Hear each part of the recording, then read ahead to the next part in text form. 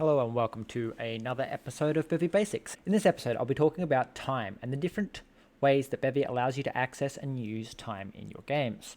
I'm going to start by talking about the different categories I break time up into. Then I'll cover how you can access each of these types of time in your game. And then finally, I will cover some different use cases for each of these categories of time. So what are these categories of time that I keep mentioning?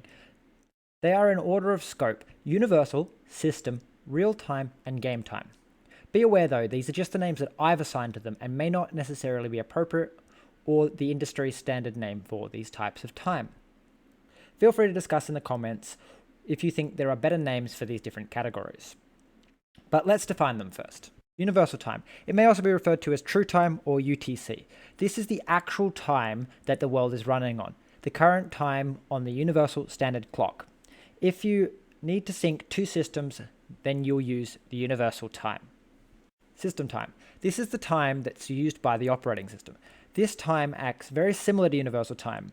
The only real difference being is that it's not governed by a trusted body, since the user can change the system time at any point. So it is not a good idea to rely on this time if you can't allow for the user to modify it without your knowledge. But it's perfectly fine for syncing two applications running at the same time or two separate sessions of your game being launched, if you need to calculate the time that the game was closed for. Real time. This is a clock that keeps track of the real time passing. System time and real time differ in that the system time will keep track even when the game is closed, whereas the real time will not continue to tick once the game has been closed and tends to reset back to zero when the game is relaunched.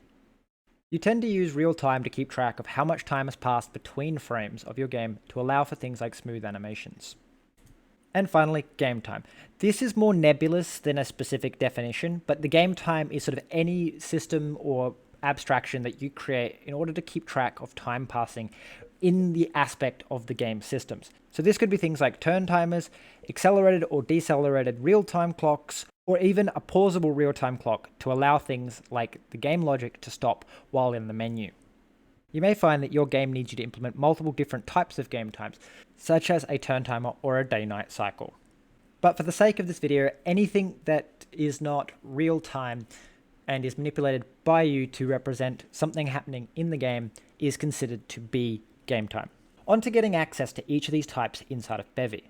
Let's start with universal time. Currently, I don't know of any way actually built into Bevy or any plugins that give you direct access to universal time.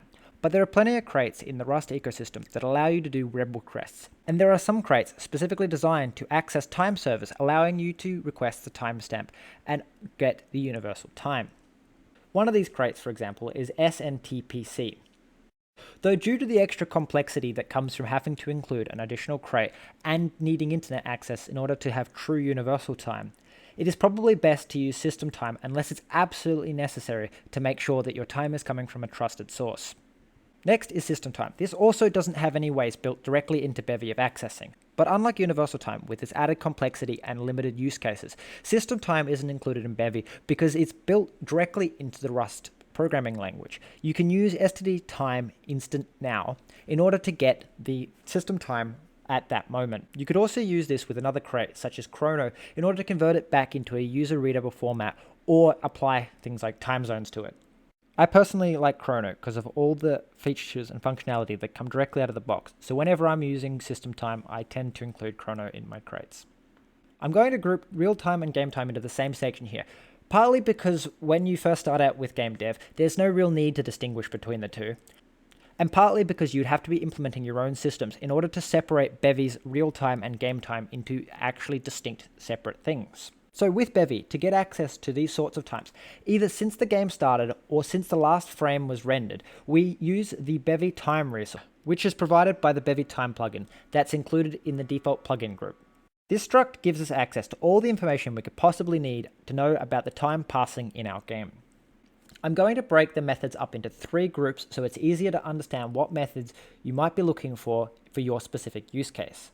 These being the delta, or the time between frames, elapsed, or the time since the game started, and utilities, for all methods that don't belong to the first two. Both the delta and elapsed groups have methods for getting them as a duration, an F32, or an F64. They also have methods for returning the raw value. This is indicative of the real-time classification that I was talking about earlier, whereas the default methods are a scaled version and are indicative of game time. The scale factor can be changed using the set relative speed method. This method takes in an F32 or an F64 and sets the factor at which the real time will be scaled down into game time. This allows you to do things such as slow down game activities while you're in a menu, or run them in fast forward if that is a function of your game. There is also an option to pause and unpause the time. This will mean that the delta and elapsed times do not progress between frames. This, however, would break some things such as UI if you just stop time from progressing. So the raw variants of these methods should be used when you are doing things like animations on UI or elements that need to be continued to run while the game is paused. Because of the error intrinsic to floating point numbers, and the fact that this error gets larger the further from zero, there is also a wrapped version of the elapsed time. This is identical to the elapsed time, except you can configure the set wrap period method. When you configure this method, it will cause the elapsed time to wrap around back to zero once it exceeds the wrap period. This is used primarily for shaders, where the error could become great enough that smooth transitions stop being so smooth. And the actual absolute elapsed time is not necessary, simply elapsed time on a large enough scale to not notice the looping. There are 3 additional utility methods that I have not covered, that being startup, the time at which the actual clock was initialized, first update, which is the time on which the first frame of your game was run. This can be used with the startup time to determine how long your game took to start. And then there's also the last update. This indicates when the last update was run. This can be used in conjunction with the system time to determine how long the current frame has been running when the system executes. This would allow you to do something like have very expensive computation only run at the end of a frame if there is enough time budget remaining for the calculations to be run. Now to give some examples of where you might use these different types of times.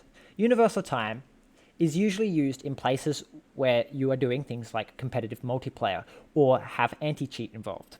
Since you can allow for your server to keep track of what the actual time is and have things like spawning and despawning of items happen on a fixed calculated time that cannot be interfered with by the user, whereas you'd use real time for things like the animations on the user's end.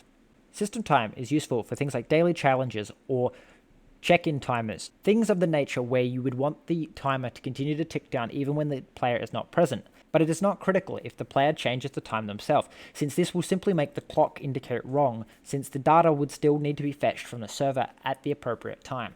Real time can be used for things like timers or countdowns that tick in an actual real-world indication, or to make sure that your animations are smooth, since if there's a frame time stutter, the animation will be able to compensate by knowing how long since the last frame was executed.